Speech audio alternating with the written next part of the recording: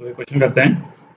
For a positive integer n यानी function दे रखा है और अलग अलग एंगल्स के लिए है ना, थीटा की वैल्यूज के लिए इस फंक्शन की वैल्यू निकालनी है अपने को। तो इस फंक्शन को देखें, ये है ना मल्टीप्लिकेशन सीरीज नजर आ रही है, ठीक है, एक्सेप्ट कि कॉस या साइन के फॉर्म में नहीं है। तो इसको अपन कॉस या साइन के फॉर्म में चेंज करेंगे मल्टीप्लिकेशन सीरीज को, ठीक है। ये वाला जो एक्सप्रेशन है tan थीटा बाई 2, मैं अभी इसको नहीं लिख रहा हूँ। ये जो एक्सप्रेशन है ना, इसको लिख रहे हैं अपन। ये जो एक्सप्रेशन है इसको अपन क्या लिख सकते हैं, tan theta by 2 1 plus cos theta upon cos theta है, सेक को चेंज कर दिया अपन ने, 1 plus cos 2 theta upon cos 2 theta, ठीक है। और इसी तरह से जिसकी लास्ट वाली टर्म है ये क्या हो जाएगी, 1 plus cos 2 raise to power n theta upon cos 2 raise to power n theta, ठीक है। थीटा बाई 2 जो है वो tan के साथ ही है, डिवाइड नहीं हो रहा है। अच्छा, अब ये जो नीचे वाला जो एक्सप्रेशन है डिनोमिनेटर है ना, ये तो मल्टीप्लिकेशन सीरीज है कॉस की, है ना, दिख ही रहा है, और हर एंगल दूसरे एंगल का डबल है, ठीक है। तो सारी कंडीशन मीट हो रही हैं। तो जो नीचे वाला जो एक्सप्रेशन है इसको मैं लिख रहा हूँ, है ना, डिनोमिनेटर डी के रूप में लिख रहा हूँ, डी है ना, केवल नीचे वाले एक्सप्रेशन को। तो वो क्या होता था, 2 raise to power number of terms कितनी है ना, 1 से लेकर n तक जा रहा है, तो n टर्म्स हैं, 2 raise to power n sine of first term जो कि थीटा है, और ऊपर क्या आ जाएगा, साइन ऑफ लास्ट टर्म का डबल, लास्ट एंगल का डबल। तो लास्ट एंगल का डबल क्या हो जाएगा, 2 raise to power n plus 1 into theta, ये हो जाएगा। इसी तरह से अपन न्यूमरेटर भी लिख सकते हैं, न्यूमरेटर अलग से लिख रहे हैं अपन। तो न्यूमरेटर में tan थीटा बाई 2 तो है ही अलग से। अच्छा, 1 प्लस कॉस थीटा क्या हो जाएगा, twice cos square theta by 2। तो पहले वाले टर्म के लिए आएगा कॉस स्क्वायर थीटा बाई 2, है ना, अभी मैं 2 नहीं लिख रहा हूँ। फिर क्या आ जाएगा, कॉस स्क्वायर थीटा, ठीक। फिर क्या आ जाएगा, कॉस स्क्वायर 2 थीटा, ठीक। इसकी नेक्स्ट टर्म जो है 1 प्लस कॉस 4 थीटा थी, ठीक है, तो ट्वाइस कॉस स्क्वायर 2 थीटा। और इसी तरह से जो लास्ट टर्म है ये क्या हो जाएगी, cos square 2 raise to power n minus 1 into theta, ठीक है। 2 से डिवाइड हो जाएगा, ये एंगल आधा हो जाएगा इसका, तो 2 raise to power n minus 1। और हर एक ब्रैकेट के साथ में हमको एक 2 और मिल रहा है, ठीक है। और टोटल नंबर ऑफ टर्म्स यहाँ पे कितनी है, n टर्म्स हैं। तो क्या आ जाएगा, लास्ट में हम इसको लिख रहे हैं 2 रेज टू पावर n से मल्टीप्लाई कर दिया अपन, सारे 2 एक साथ करके 2 रेज टू पावर n से मल्टीप्लाई कर दिया, ठीक है।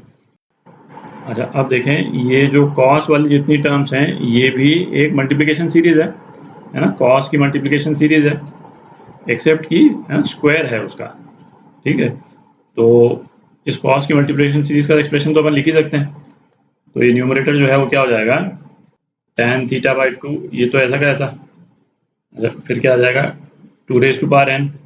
अब इसको लिखते हैं ध्यान से, ये कॉस वाली जो सीरीज है, तो 2 raise to power number of terms कितनी है, नंबर ऑफ टर्म्स तो n ही है, 2 raise to power n sine of first angle कितना है, थीटा बाई 2।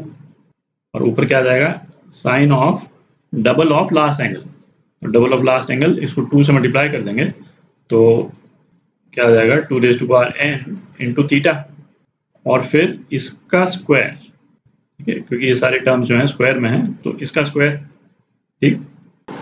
तो अब ऐसे करते हैं, थोड़ी जगह बना लेते हैं और न्यूमरेटर को डिनोमिनेटर से डिवाइड कर देते हैं, है ना, जनरल एक्सप्रेशन आ जाएगा अपने पास। न्यूमरेटर को डिनोमिनेटर से डिवाइड करते हैं,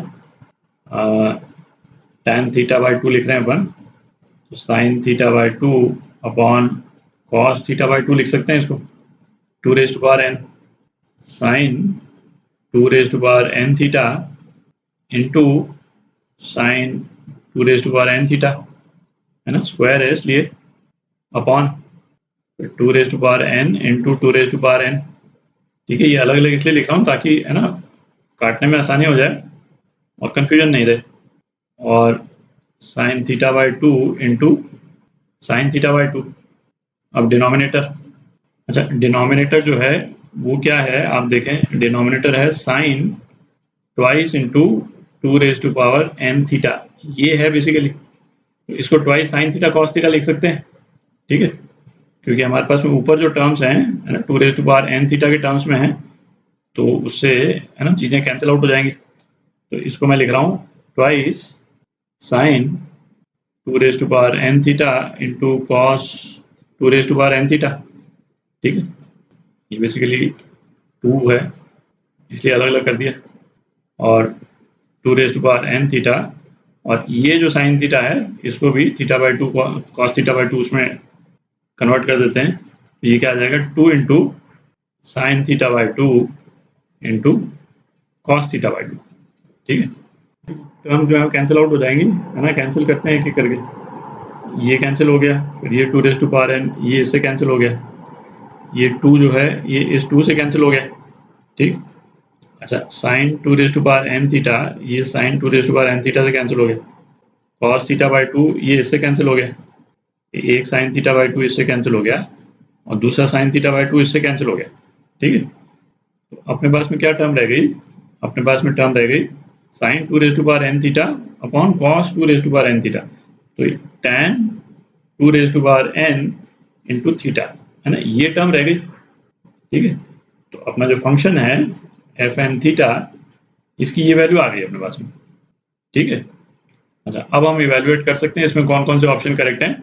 एक से ज़्यादा ऑप्शंस भी करेक्ट हो सकते हैं, ठीक है। तो थोड़ी जगह बना लेते हैं और फिर देखते हैं, इसको चेक करते हैं क्या करके।